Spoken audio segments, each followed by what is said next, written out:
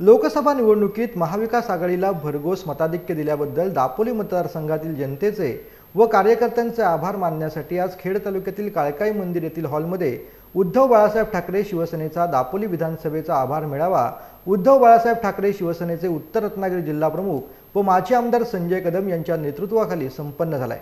यावेळी उद्धव बाळासाहेब ठाकरे शिवसेना पक्षाचे उपजिल्हा प्रमुख सचिन उर्फ पप्पू शेट आमरे, खेड तालुका प्रमुख संदीप कांबळे, अंकुश काते, संतोष गोवळे, विनायक निकम, महाविकास आघाडीचे पदाधिकारी कार्यकर्ते यावेळेला मोठ्या प्रमाणात उपस्थित होते।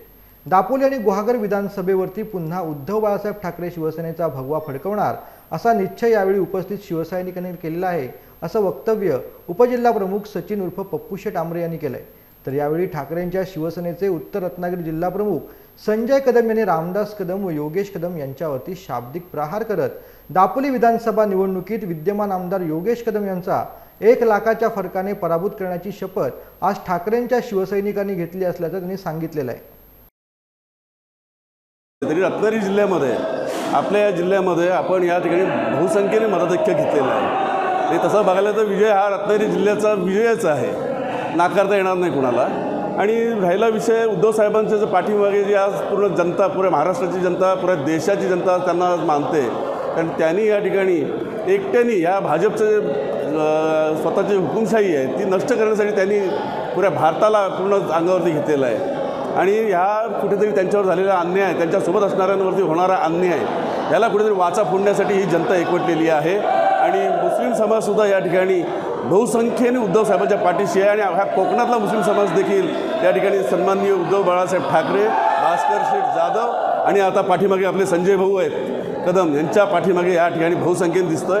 सर्व समाजाचे लोक या ठिकाणी पेटून उठलेले आहेत। आणि निश्चित आत्ताचा जो विजय आहे, म्हणजे आज आम्ही दोन्ही ह्याच्यामध्ये जर बघितलं, गुहागरमध्ये आम्ही जवळजवळ 28,000चा लीड घेतला आहे आणि इकडनं संजयराव कदम यांनी खेड, दापोली, मंडणगड ह्या तिन्ही तालुक्यांमधनं 8,500चा लीड दिलेला आहे। म्हणजे हे आज जनतेचा जो कल आहे तो शिवसेना उद्धव बाळासाहेब ठाकरेंच्या पाठीशी आहे असं निश्चित मी या ठिकाणी सांगेन।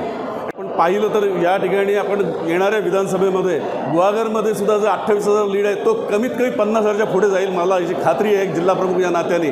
तसंच आपण इथं दापोली मंडणगडमध्ये आपण बघितलं तर मला वाटतं संजयरावांनी आज सांगितले 50,000सुद्धा समोरच्या उमेदवाराला या ठिकाणी मताधिक्य पडणार नाही, अशा विक्रमी मताधिक्याने या ठिकाणी उद्धव बाळासाहेब ठाकरेंच्या पक्षाच्या पाठीमागे या ठिकाणी दोन्ही विधानसभा आमच्या निवडून येतील याची खात्री आम्ही या ठिकाणी आज जाहीर करतो।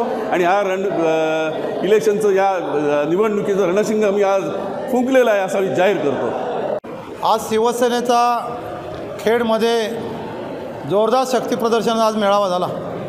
आज सगळ्या शिवसैनिकांनी, खेड तालुक्यातल्या शिवसैनिकांनी एकत्रित येऊन हा तालुका आजही उद्धव बाळासाहेब ठाकरे शिवसेना प्रमुखांच्या विचाराचा आहे। आणि म्हणून झालेल्या लोकसभा निवडणुकीमध्ये खेड तालुक्यामध्ये 194 मतदान केंद्र आहेत, त्याच्यापैकी 163 मतदान केंद्रावरती शिवसेना उद्धव बाळासाहेब ठाकरे पक्षाला आघाडी मिळाली।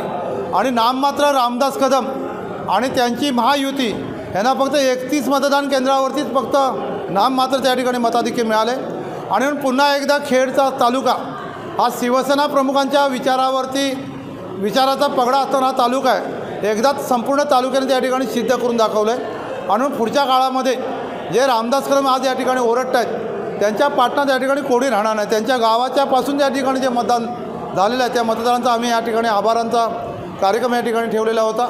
आणि म्हणून प्रचंड चीड सर्वसामान्य कार्यकर्त्यांच्या मनामध्ये, गोरगरीब जनतेच्या मनामध्ये, कष्टकरी शेतकऱ्यांच्या मनामध्ये। आणि म्हणून आलेले सरकार लाईटची वाढीवची बिलं त्या ठिकाणी देत आहेत, लाईटच्या बिलामध्ये स्मार्ट मीटर आणून फार घर स्मार्ट केल्यासारखं दाखवतात। याला विरोध करण्यासाठी आगामी काळामध्ये संघर्षामध्ये शिवसेना उतरणार आहे। धरणाच्या या ठिकाणी कुठल्याही पुनर्वसनाचे प्रश्न मार्गी लागले नाहीत। एका बाजूला कोरडी धरणं तशी ठेवलेली आहेत आणि दुसऱ्या बाजूला हे नेते सातत्यानं कोयनेचं पाणी खेडला आणतो, अमुकाचं पाणी खेडला आणतो। खेडला एवढा 4,000 मिलीमीटर पाऊस पडतो आहे, तो पाणी अडवायच्या याकडे 25 वर्षामध्ये फक्त कॉन्ट्रॅक्टरकडनं मलिदा खाण्याच्या पलीकडे यांचं काय झालं नाही। आणि सर्वसामान्य शेतकऱ्याला देशोधडीला लावण्याचं काम ज्या नेत्यांनी केले त्या खेडच्या नेत्यांना या ठिकाणी हद्दपार करण्याचं काम इथल्या माझ्या सर्वसामान्य शिवसैनिकांनी केलं आहे। आणि म्हणून त्यांचं आज अभिनंदन करण्याचा आज त्या ठिकाणाचा कार्यक्रम होता।